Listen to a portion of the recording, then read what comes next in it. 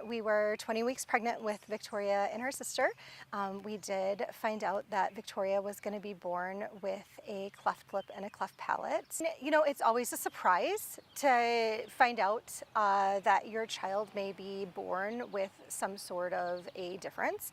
And to be honest with you, as soon as we started reading about it, I had no idea how common this actually is. It's a very, very common difference that children are born with. And as we started reading up on it, you know, it's cosmetic and it can be fixed. And so it was definitely something that, though, yeah, we were surprised when we found out, but I have to say the cleft team at the Children's Hospital has kept us so prepared on what to expect and what comes next as far as, you know, different surgeries and different therapies that we're doing, that it has been a journey, but it's definitely been a doable journey. A unilateral cleft lip and cleft palate is when one side is affected. There can be bilateral cleft lips and cleft palates where both sides, but for Victoria it just happened to be one side. And for her it was both her lip and her palate. Sometimes with kiddos it could just be one or the other. And so we found out while I was still pregnant that she was going to be born with the cleft lip and cleft palate, and honestly that gave us plenty of time to learn about it and figure out, you know, what do we need? Do we need special bottles? What do we need to be prepared for when her and her sister came into this world? And we were actually ready and prepared. There's not a one known cause as to why this happens. So it's just something that happens.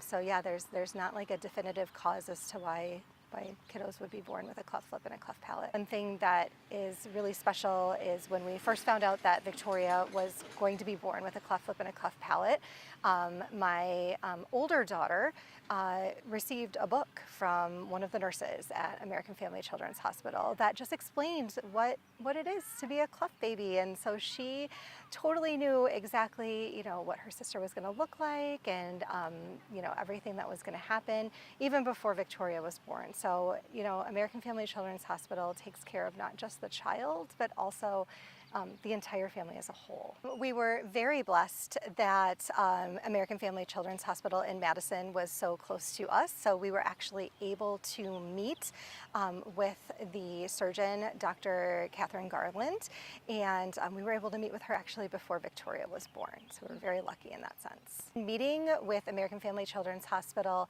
and with Dr. Garland and the whole cleft team that is over there, we were able to learn the steps for Victoria. Now for different kids it can be different steps, but for Victoria initially she started with a NAM, which is basically a retainer that we started using within a week after she was born.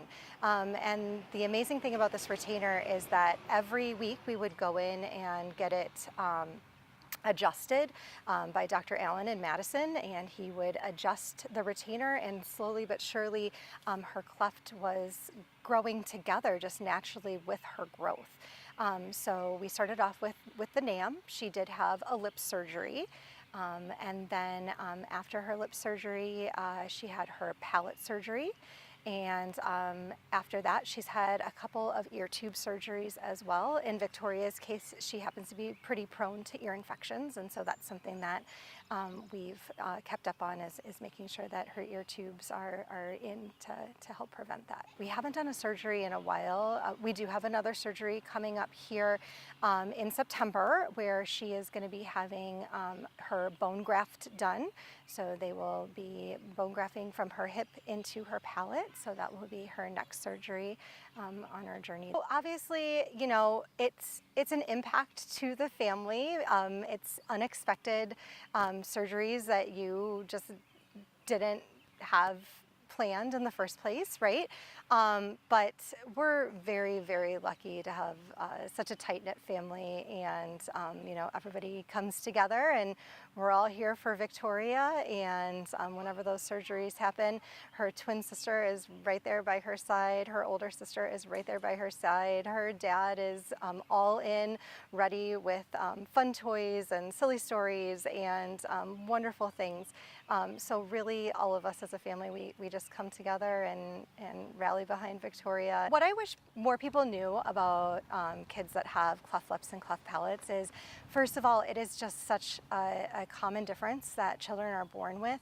And for many of these kiddos, it's the only thing that's different about them. Cognitively, emotionally, they thrive. They're wonderful, amazing kiddos. And though they may have something that makes them look a little bit different than others, they are just regular kiddos, just like all the others. Honestly, the thing that I have discovered is the strength that you don't even know that you have. And I think that is coming from, you know, me and my husband finding that extra strength that we need to have to support Victoria, and also Victoria's strength in herself. It's amazing to see how well she overcomes all of this, because it's a lot for a little kiddo, and she's always so positive, and yeah, it's great.